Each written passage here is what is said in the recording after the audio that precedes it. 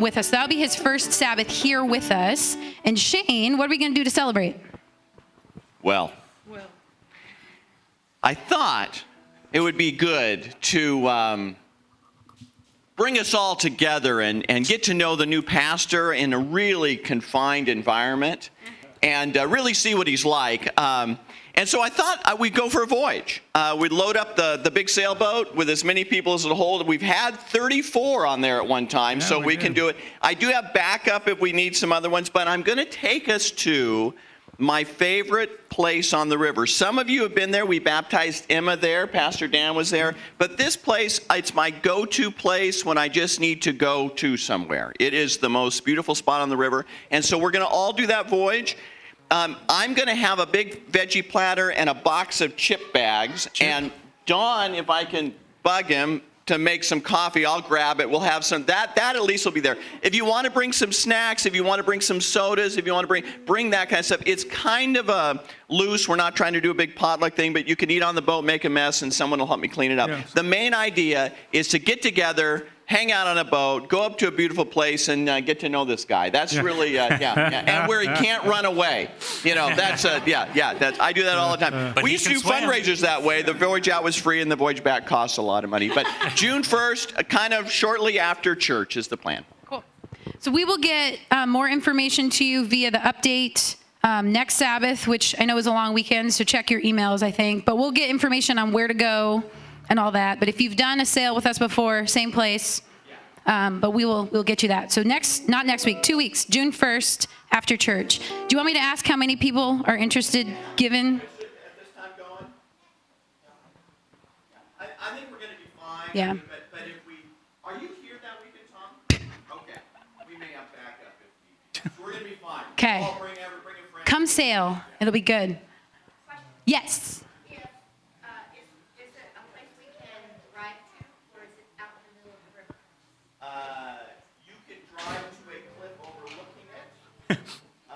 And then jump off. You can drive and then walk a long way to an island and see it, but the actual location that is the most beautiful place on the entire river, you can all get to by boat. That's what I want to know. Thank you. But you can get by vehicle very close to the dock, right? Oh, you Yeah. can actually pull right up to where the boat is. Okay. I was just wondering if we couldn't get on the boat right there. There's an option, but if you can see us, this is good. Okay. If you have questions, go to Shane. He'll talk to you a lot. Lisa, it's good to see you. Welcome back.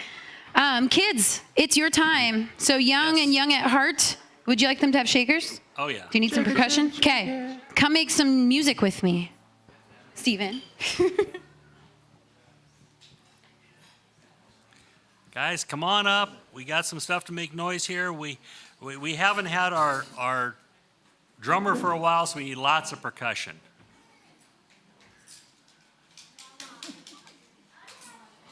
All right, Corrigan, got you up here, huh? Okay.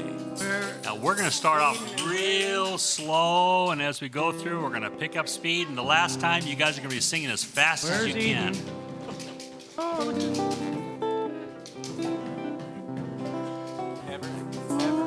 Okay. You got your noisemakers? I am a sea. I am a CH. Oh, sorry. Time out. Hold sorry, on, guys. Please. Terry started it. I started wrong. Let's hear it for Terry, huh? What happens is the first line says, I am a C, and the C has got the D chord right above it.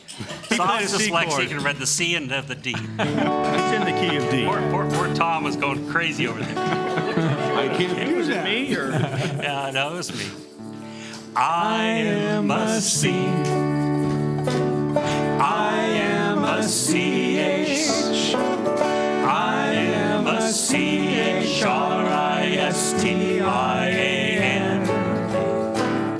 And I have CHRIST in my HAART. And I will LIVEETERNALLY. I am a C. I am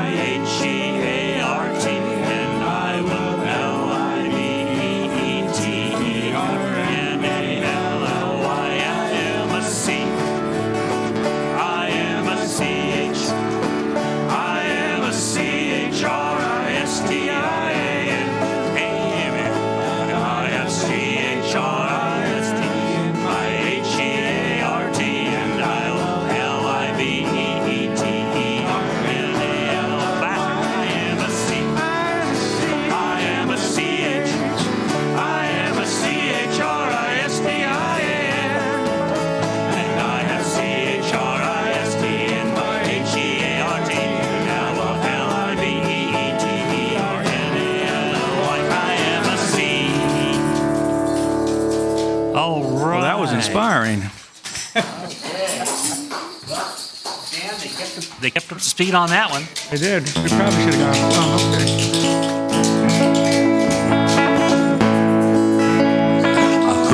Owns a cattle on 1,000 hills, leaves for us and always will. Who was it died that lives still? Nobody but my Lord. Who can do anything? Nobody but my Lord. Who can do anything? Nobody but my Lord. Who makes me happy though we've been sad, even though we're bad. Who answers prayers and makes us glad? Nobody but my Lord. Who can do anything? Nobody but my Lord. Who can do anything? Nobody but my Lord. Who was it hung upon a tree, suffered shame for you and me? Who was it died to make us free? Nobody but my Lord. Who can do anything? Nobody but my Lord. Who can do anything? Nobody but my Lord. Who can do? Nobody but my Lord. All right. Thank you, kids, for coming along and playing with us. We'll pick up all those instruments. Aaron's trying to embarrass me this morning talking about songs that I wrote, so I'm going to move on. We're going to embarrass Steve. The next song is one that he wrote. Is this a Steve Moore song? Steve Moore song. Isn't it nice when a songwriter admits he's wrong?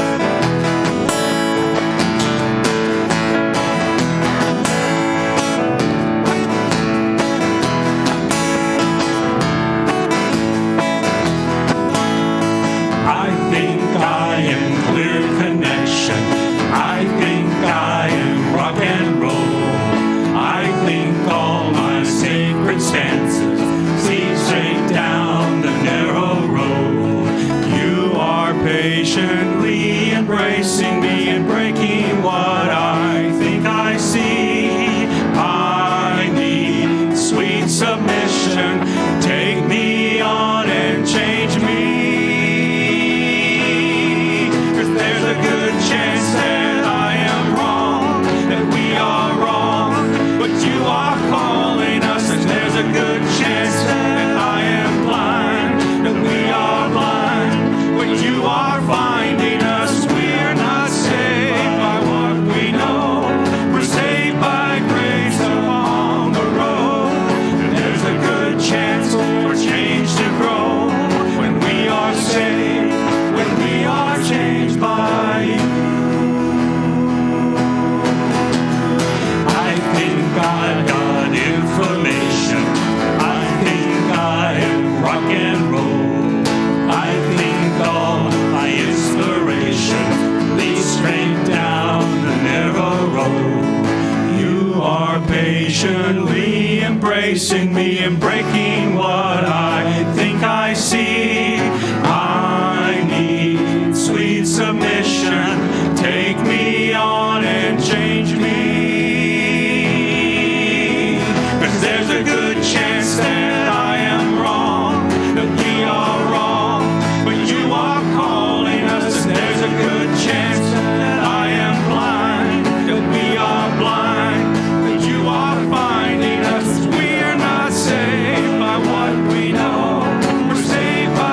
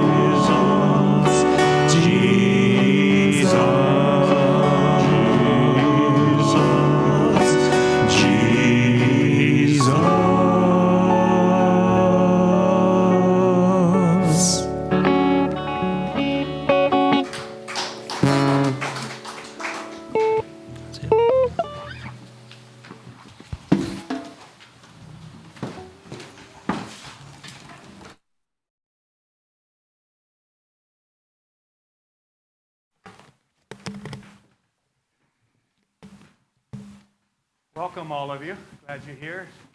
Thanks for coming.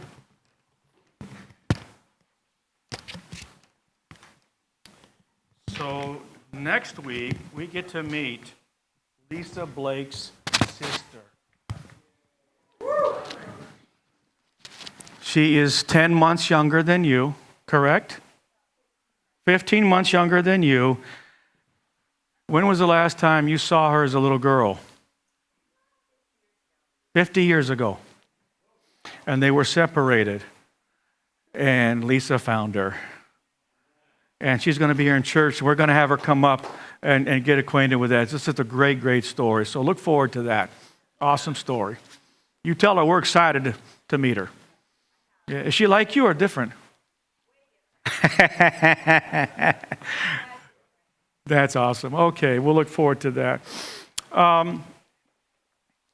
We have a lot of things happening in our church. Things are changing a lot, and I wanted to spend time today talking to you about that. This is really not a sermon. It's kind of a processing out loud with the church body.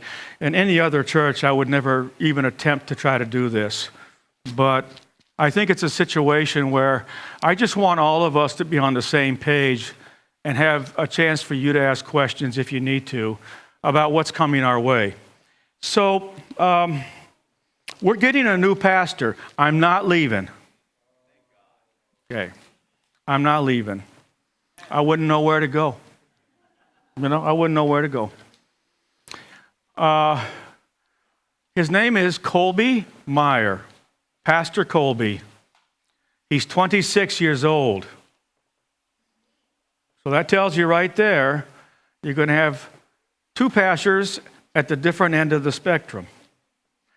That makes it very exciting for all of you, and I'm sure very exciting for me. Colby is from British Columbia. So he's a Canadian. Aaron's going to have a new friend.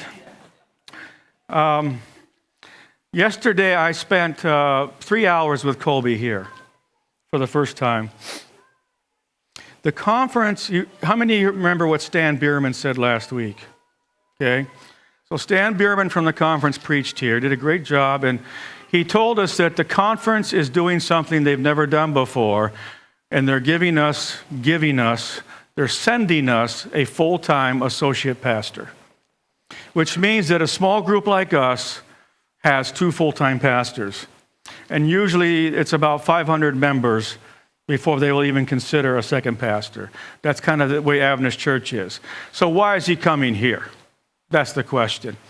So Tom and I, about a week ago, went to the conference office and we sat down with the administrative team to try to understand exactly what's on their mind, because this is not something that we requested. It's something that's being assigned to us. So you know the difference between that? When you request and you get something for your request, or you're assigned. Now, we had a right of refusal, kind of. But Tom and I went in, and they just laid out kind of where they are. Colby is a very unique young guy. And the desire of Colby's heart is to plant churches. That's how he wants to spend his career. He's been to the seminary. He's been back in this town for 10 months, and he was pastoring as an associate over at the Vancouver Seventh-day Adventist Church. The idea was that maybe they would work on a church plant in the Vancouver area, of which he would be a part of. The conference, after a while, thought, you know what? Maybe we ought to think about City Sanctuary. Because City Sanctuary is also an outreach mission. But we've gone about outreach in a very different way than a lot of other church plants, haven't we? Colby has a desire in his heart to start work in Portland. The conference with our new administration wants to start another group in downtown Portland beside us. Now, is that good or bad? It's God's work. God's work. It's good. It's good. Not only that, is they view our church as the place for Colby to come and learn how to live down here, how to be a pastor down here, and how to start a church on his own, if that can happen. The conference wants to do something completely different than what we're doing. Completely different. Something that's even more innovative, more creative, even a smaller scale, but something to somehow reach people for Christ in downtown Portland. What do you think of that? And so, because we have been here this long downtown, we are the safe place for him to begin his own journey. Does that make sense? Okay. He's very gifted, and you're going to really, really enjoy him. I had a really fun 3 hours with him. He's got a great personality. He's awesome. And his first assignment as an intern is to get acquainted with all of you this summer. That's his job. He's going to get paid to get to know you. And why is that significant?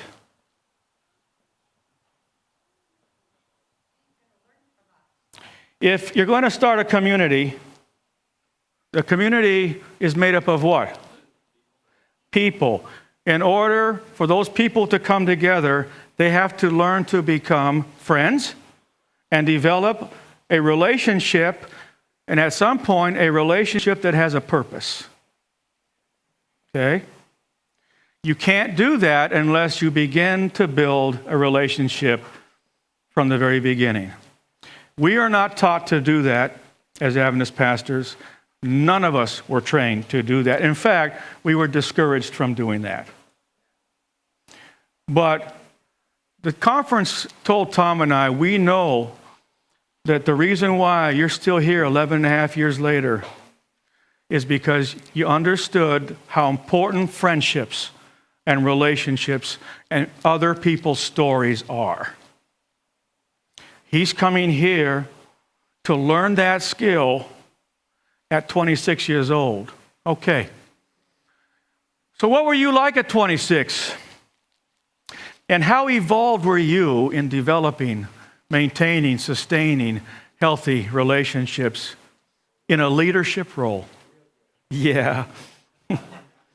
Leader, yeah, Don. A leader, yeah, I'll give you that. Long-term relationships?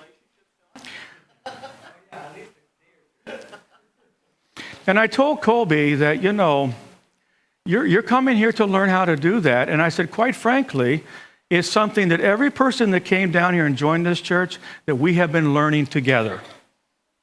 Because when I came down here, I did not know how to have meaningful relationships with a purpose for God that would develop into friendships. And so I said, I'm very much still learning, but I do have experience, and the people here have experience. So he's going to come, and he's going to get to know you, and I hope you'll let him. I hope you'll let him. And I also told him, you're going to have to give them a piece of yourself if you want them to give you a piece of them. It's a trade. So that's kind of the mentoring I'm beginning with him. And I told him, these people here, they're awesome people. They're some of the best people I've ever known. And it's going to be great for him to get to know all of you. He's just going to be a better man for that. And I hope that as he comes to get acquainted with you, that each of you can find your own way to get to know him and find your own way to let him know you're happy he's here. And that you begin in your own way to respect him. Not because he's a great preacher, because he is. And not because he has a lot of the skill set that a pastor visibly wants to have. He's got all that. What Colby needs is to be able to learn how to get to know you and you him with a purpose. That's how you start a church. So he'll be here June 1, and we're going to go sailing. Thank you, Shane, for making that available. Get acquainted like that. He's going to preach here June 8, will be his first Sabbath. They've only let him preach 2 times in 11 months at Vancouver. So that tells you something there. And so 11 months, 2 times. So I said, well, we can improve on that. But I want to know if there's any questions you might have off the top of your head. Yes, he's young, handsome, and single. So we got that piece. And I told him, you're probably going to get teased. And I said, just make sure these people will tease you, just roll with it. And he said, okay. Any questions about him? Well, why don't we see how good he is? No, seriously. I mean, look, I told him that the only thing that matters to me as a preacher at this point in my life is I have a relationship with all of you. I have a preaching relationship with you. And that is meaningful to me. Okay? But preaching sermons for the sake of preaching sermons, Marty, that's no longer for me. So I said, when you preach here, you have to learn to preach with us. It's different than preaching to an Adventist audience, which is what he's preached to before, just like I had. So he's excited about coming down here and learning how to communicate with all of you. And I know you're going to encourage him, but you know what? If he's good, he needs to be preaching here. He does. And I don't have an ego issue with that. I think you all know that. Is there an outreach component with him for us? Is that kind of break that, work with that? Tom, do you want to say anything?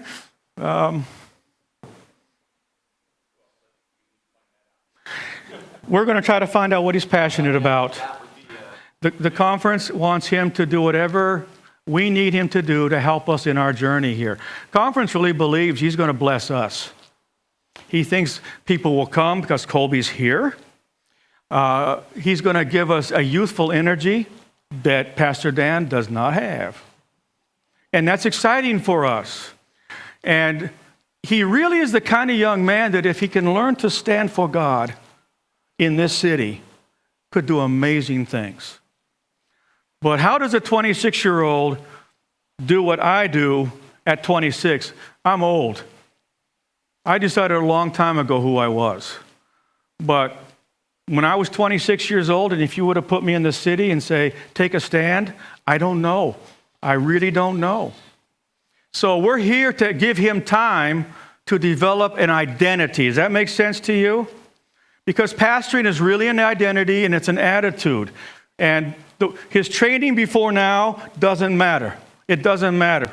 I told him I've had 7 interns, I've had 7 externs, I've had associate pastors, okay? I've had all of that. None of those give me any experience for Colby because they were all in an Adventist church. We're not an Adventist church. We are a mission that came down here to lift up Christ to Portland. That's a different kind of dynamic. And so I had to learn all over again. That's what I've had to do. And I said, so the exciting thing is you're going to get to start all over again. But the things that he's learned so far, maybe they'll help us, maybe not. They didn't help me. Yeah.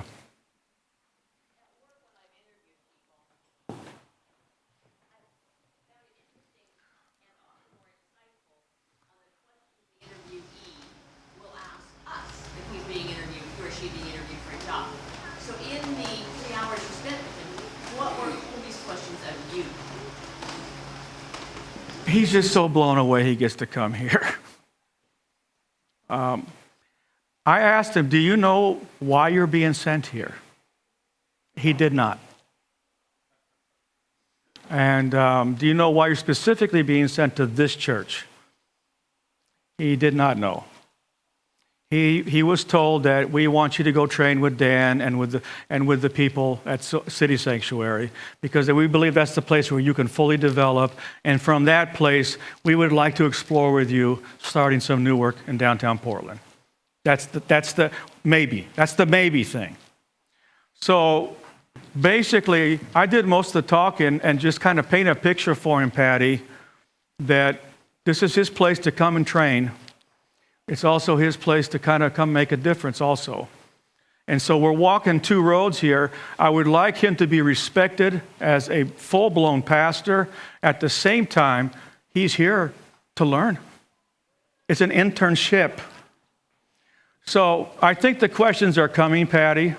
But this is the happiest I've ever seen him, and he's thrilled. It's like he got out of jail, you know. Are we live streaming here? Yeah. Yes, Arnold. Do you know where he was born, where he used to British live? Columbia, I believe. He plays hockey, but he was a basketball star. Yeah. 6'4", 6'5", handsome. Almost as handsome as me, but you know. Give him time. Give him time. Huh? He has lots of hair and he's got a beard. But, so here's the deal. He lives over by, is it Tabernacle? Over by the old hospital. Mount Tabor. He's over by Mount Tabor. He has a roommate that is a is a seminary student at Western Theological Seminary. And they're the same age. He's anxious. His lease is up in August, and he's anxious to move into the city, which is what the conference would prefer him to do. And so the talk I had with him yesterday is, he said, do I start in the heart of the city, or do I start on the wing here for 6 months to a year and then go into the city? So he's starting to think about, how do I transition into this environment? What's the best way for him? And I'm, he'll need your input, because this is brand new turf, and I want him to succeed. I want us to succeed at this. And so these are calculated moves that kind of have to be thought through. But I think he's going to be moving across the river. There's some nice areas around here. He could probably be the easiest for the first part of his journey, but ultimately he needs to go further into the city. Any other questions?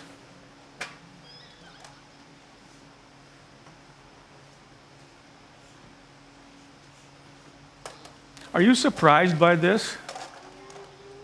The kids are going to love him. They'll crawl all over him. It's going to be great, you guys. You're going to have a really fun pastor here. Another one. Another one. He's learned to play the guitar a little bit, so he doesn't see himself as a lead singer, but he can sing along. Okay. He just finished a 100-page paper, dissertation on the man that was born blind, that Jesus healed, and that was for his master's in New Testament studies. Well, he already passed the panel, went through the panel. Colby decided, he worked it out with the conference to not take his MDiv, but to take a master's in New Testament studies. It cost him a lot of money to do that, because the master's in theology is not subsidized by the General Conference. So he was paying the full rate for a master's degree versus a very small rate for seminarians. So, he's wanted very specifically to grow in a certain area and really understand the gospel, and how can we bring Jesus to the world we're living in now. He was not raised in the church, and he became an Adventist, and he went to an Adventist college, even though he had scholarships all the way out here at Portland State, full ride for basketball. But he didn't want to play on the Sabbath anymore, and he walked away from that, which tells you something, doesn't it? That tells you something. That something inside of him was calling to him that was more important than playing ball. And I think that's significant. So he's not a wannabe jock, someone that almost could make it but wasn't good enough. He chose a whole different path. So I'm excited about that.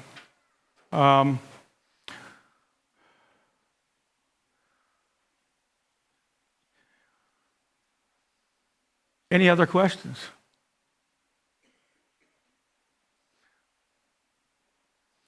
Basically, he's your pastor and you're his teachers. Can you do that?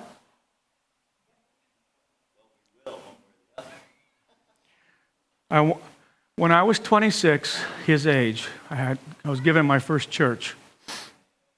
And I was so scared that first Sabbath. Lisa was very pregnant with Lindsay. Marshall was a couple years old and walked in the door, and one guy came up to Lisa and said, "Oh, you must be the pastor's daughter," because she looked so young. She's sticking out. She said, "Well, if I am, I'm in a lot of trouble." So that's kind of how that started. And then I think I told you at the end of the day, a lady told me she had sex with Jesus at the door.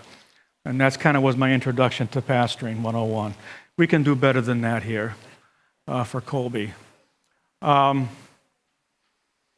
Anyway, I'm excited about this. I know I wasn't planning on this at all. I wasn't planning on this at all. All of a sudden, I'm being told that I'm the right guy to coach and mentor. And I told the conference president, well, every intern I had is no longer an Adventist pastor, so I don't know how safe that is, Bonnie.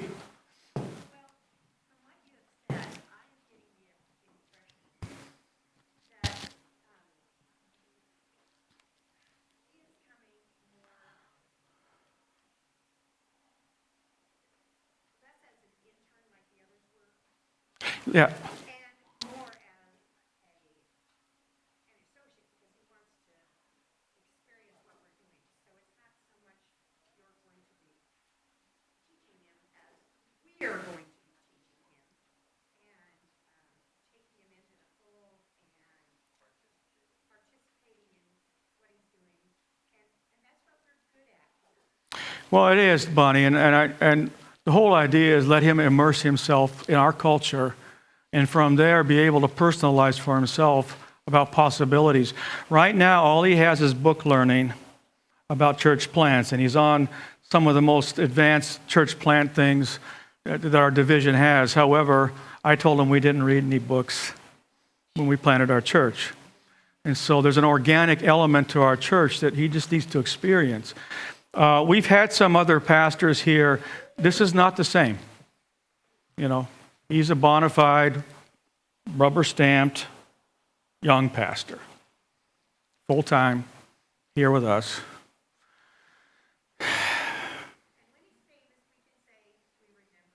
Yeah, and I told him, we want you to be a star for God down here. We're okay with that. We're okay with that. And Aaron, we're going to depend on you and any of your Canadian friends to help us understand what that means in his brain development. Huh? You'll translate for him? He's delightful. He's delightful. So I'm excited about that. Don?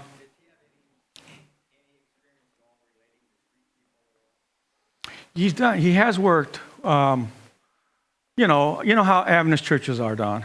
So I would say minimal. You know, not like we have. I've told him about the medallion. He's very excited about that. Tom? I think, you know, he's an intern. You know, I'm not going to make him wash my car, but how about him do taxi service from the medallion? Huh? Yeah, man. Yeah, you know, get involved. Yeah. Okay. Anyway, that's a whole new thing. Anyway, I'm kind of excited about it. You know, Lisa said, "Do you really want to do this?" And I said, yeah.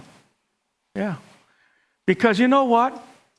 What if he goes on, you guys, to do something for God, and we were a part of that?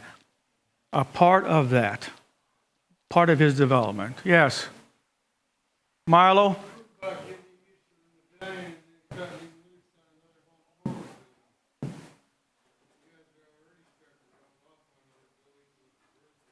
Yeah, I mean, yeah. I think what I need to tell you is that Colby's coming here to pastor all of us, all of you. He's not a youth pastor, young adult pastor, kids pastor, senior citizen. He is a pastor. And we're wanting him to know the whole gamut. Okay, yes.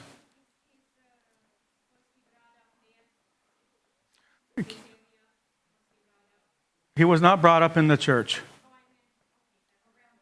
No, he's Canadian. He's from Canada.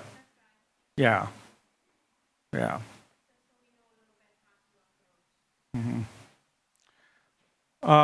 I tried to explain to him that there's a level of candor and dialogue here that's not in other places. And so I just said, people are just going to be with you, man, and just be okay with it. And they'll test you and tease you and hassle you, but that's their way of saying welcome. Okay. So, yeah. Anyway, I'm excited for him. I'm excited for us. Jim?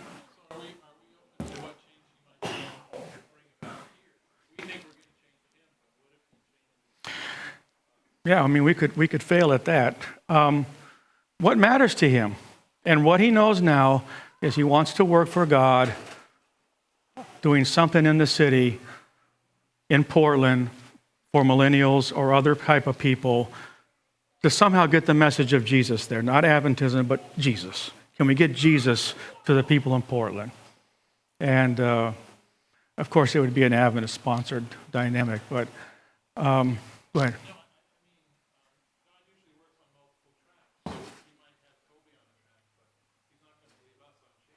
No, I think he's going to have quite an effect on us.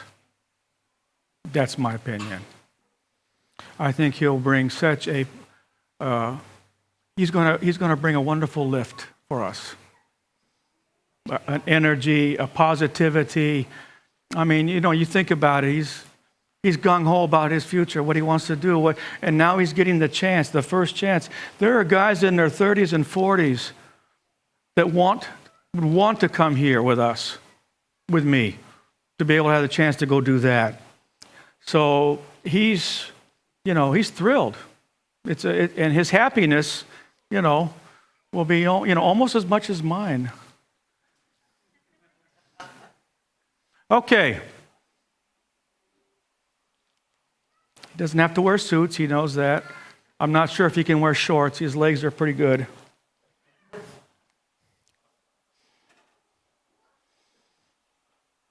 Okay, band, let's come up here. Let's play. So how was this for you? It was, different. I have never done this before. With the church, he's coming, he's here. This is what little I know. Let's take it from there. Okay. Do you feel like you're on board with this? All right. Oh. My son's going to love this. Big time.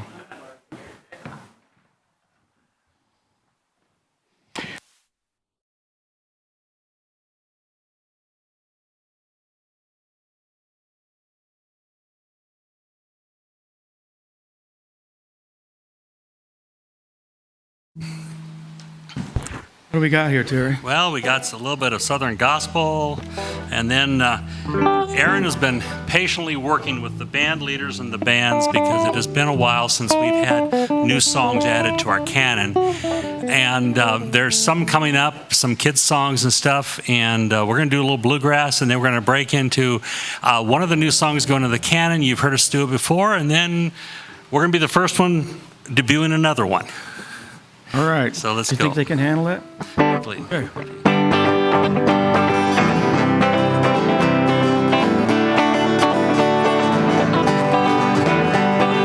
I was once a sinner, but I came pardon to receive from my Lord.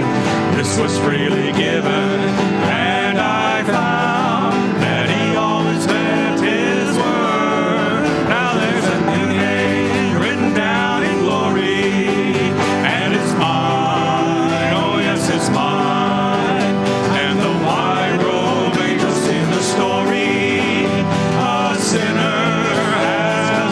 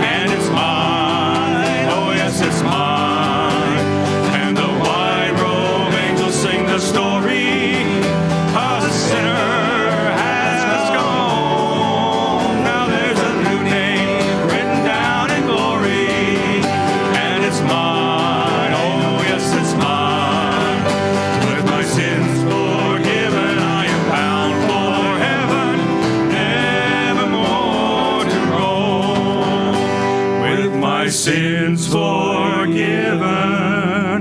I am bound for heaven, nevermore to Rome.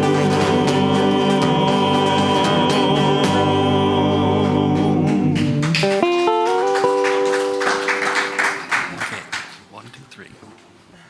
1, 2, 3, 4. I've been held by the Savior. I've been by the from above. I've been down to the river. Ain't to say the prodigal return. All my hope is in Jesus. Thank God that yesterday's gone. All my sins are forgiven. I've been washed by the blood. Ain't no stranger to the prison. I've worn shackles and chains, but I've been free and forgiven.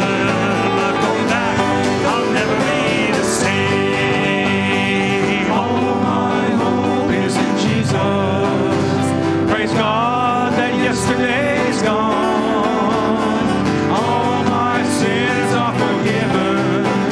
I've been washed by the blood. Now are you washed? Now in the blood, in the soul cleansing blood of the Lamb. Are your garments spotless? Are they white as snow? Are you washed in the blood of the Lamb? Now there is power, wonder-working power in the blood of the Lamb.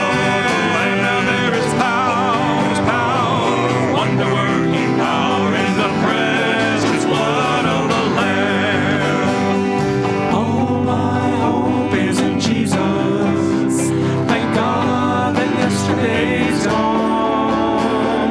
All my sins are forgiven. I've been washed by the blood. I've been washed by the blood. I've been washed by the blood. By the blood.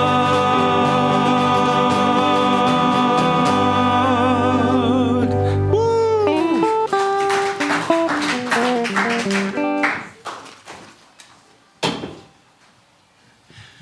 Give Tom a chance to change banjos.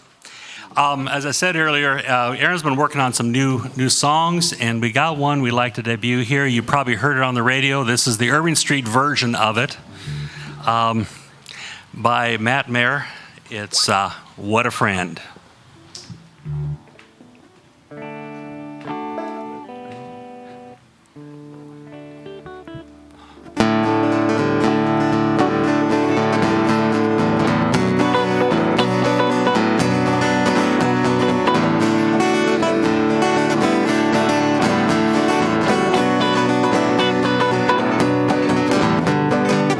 Everybody has trials and temptations. Everybody knows heartbreak, isolation. But we can lay our burdens down. Lay our burdens down. What a friend we have in Jesus. East to west, my sins are gone. I see grace on every horizon, and forever and ever His heart is my home.